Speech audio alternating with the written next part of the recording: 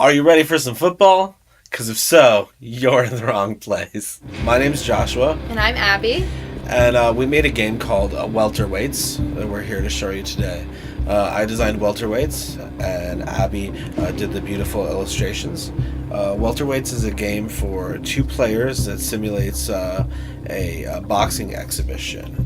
First, we'll set up by separating our cards. Each player has their own decks to manage. Each player has two decks, a right deck and a left deck, indicated by the right and left symbols up at the top of the cards.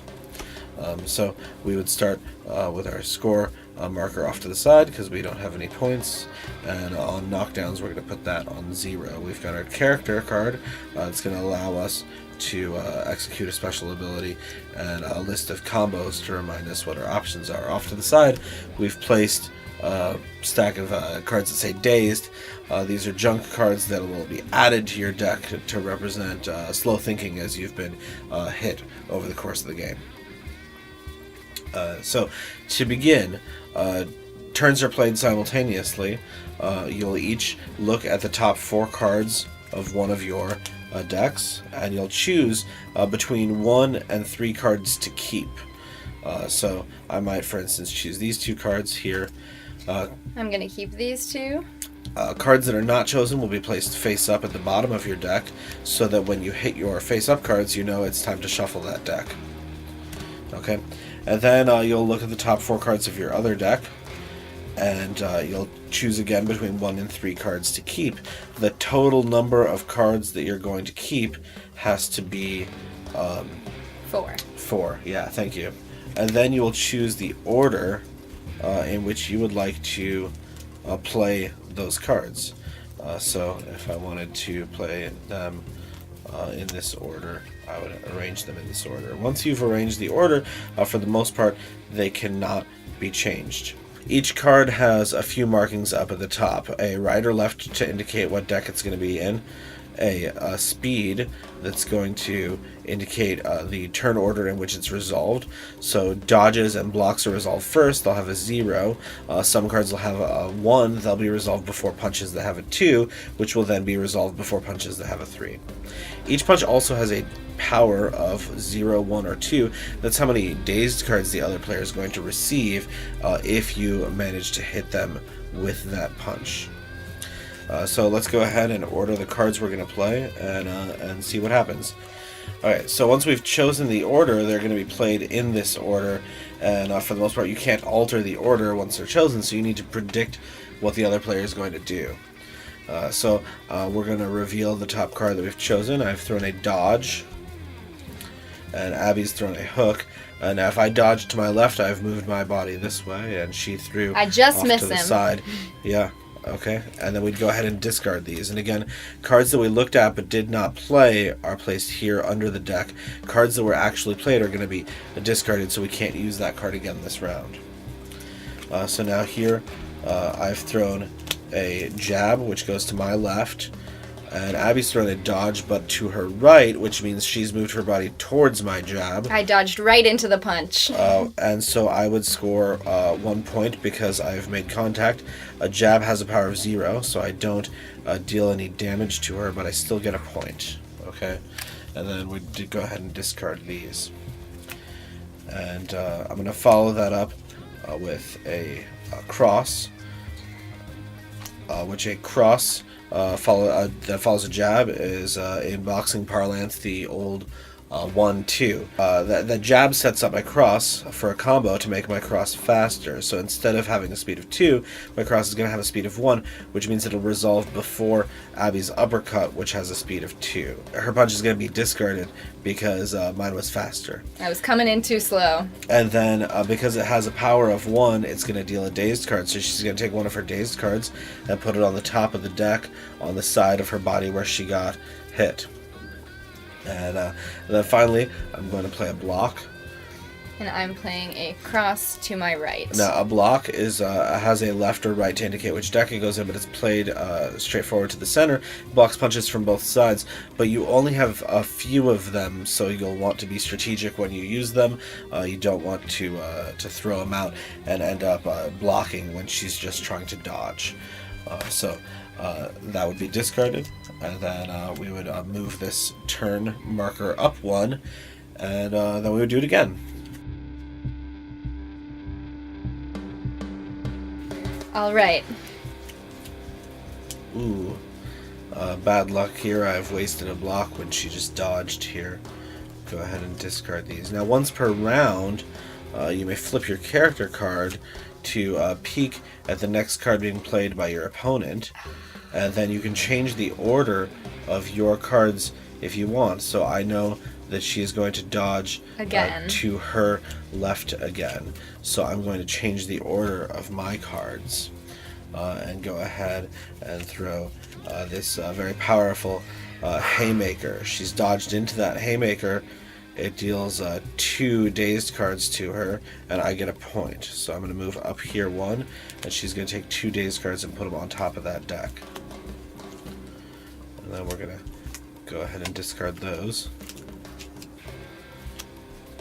Now my jab is faster than her cross, so it goes ahead and... But I did just a dodge, but... Because you were hit. It you doesn't. Didn't successfully dodge, I didn't so you successfully do you my don't execute combo. that combo. Okay.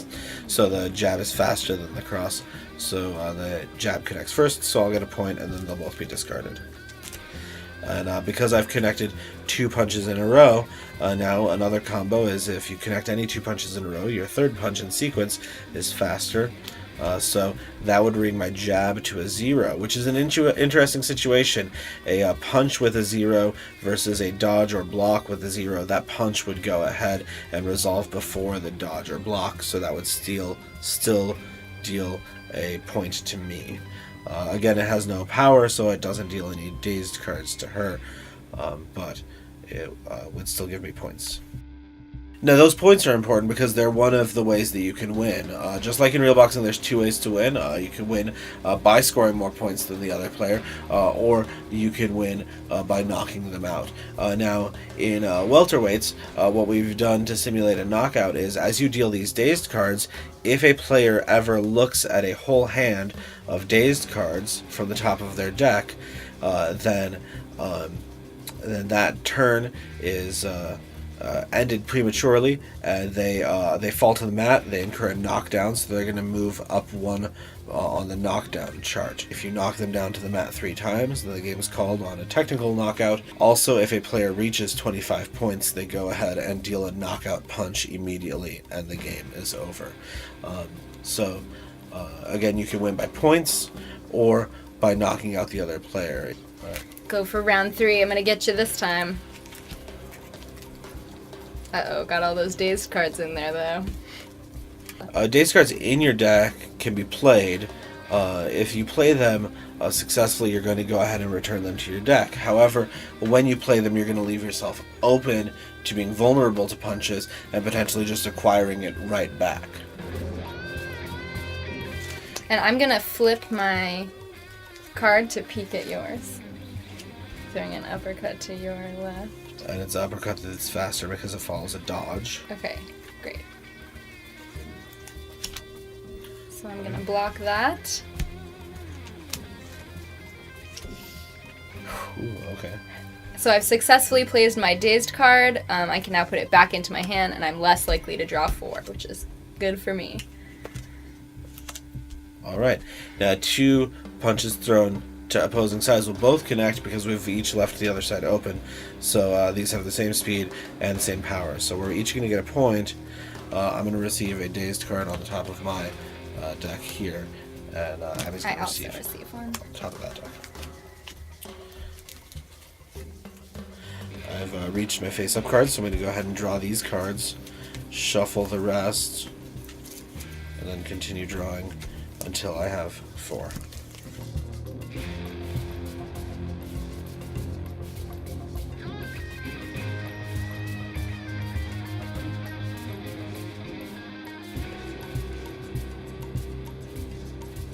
You ready? Yeah. Okay. Dodged into your punch. Yep, and so I've scored a point here. Now you'll notice on your scorecard, certain points are marked with a star.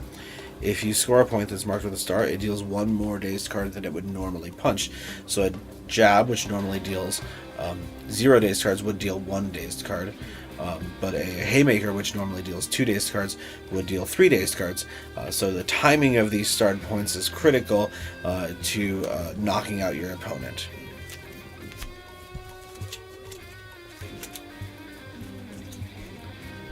So my jab is quicker? So the cross is actually the same speed as the jab here because it followed up the jab. So since they are the same speed, we've just knocked our gloves into each other and not successfully punched either one. Alright, and we'll both score a point here. Is that your first point?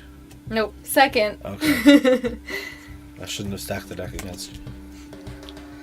Alright, and this cross is going to be faster because it immediately followed a jab, so I'll go ahead and score another point and add another dazed card. I gotta work on my boxing. Yeah. Shouldn't have had you lose on purpose. And then that's the end of the round. Okay, so we're going to reset this back here and move the round marker up. Each player is going to remake their deck, making sure that over the course of the hand they've kept all their left deck cards together and all their right deck cards together. And then each player can return 1 dazed card from their hand. That's not a dazed card. From their hand to their supply. Go ahead and reactivate this card if you've used it. Shuffle up and do it again.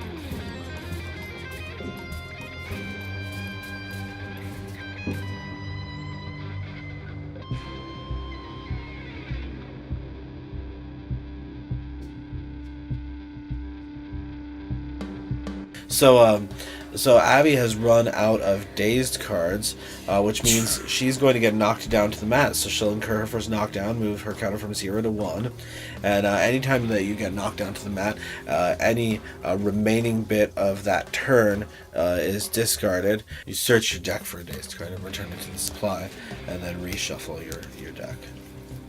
Now she only has 1 dazed card in her supply, which leaves her vulnerable to more knockdowns if she can't make it the rest of this round. So what I've got to do as a dazed player now is work on getting rid of those dazed cards and punch Joshua really hard. It's true.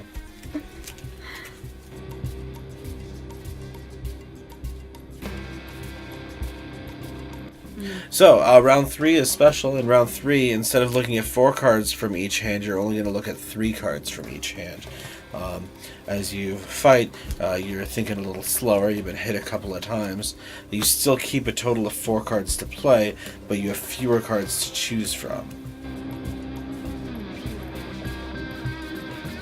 It also increases the likelihood of getting knocked down to the mat from drawing a hand of dazed cards if you only need to draw 3 instead of 4 of them.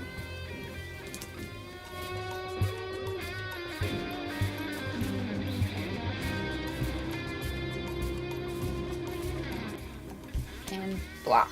And you're really coming back here. I've been practicing in the ring.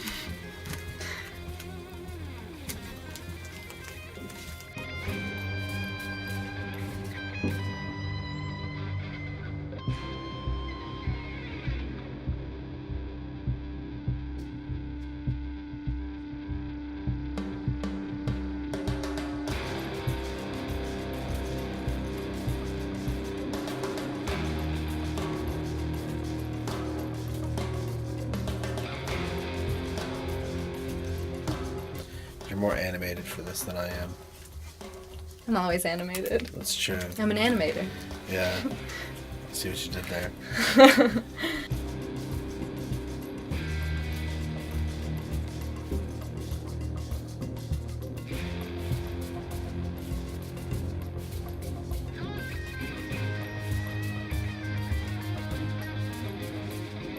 last turn here. The pressure's on. It is. Last turn.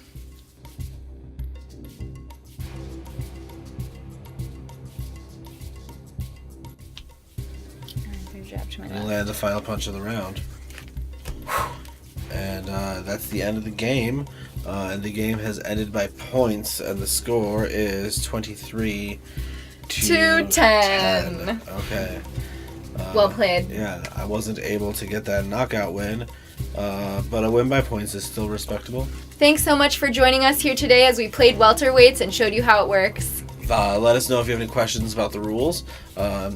Back us on Kickstarter, and see you soon.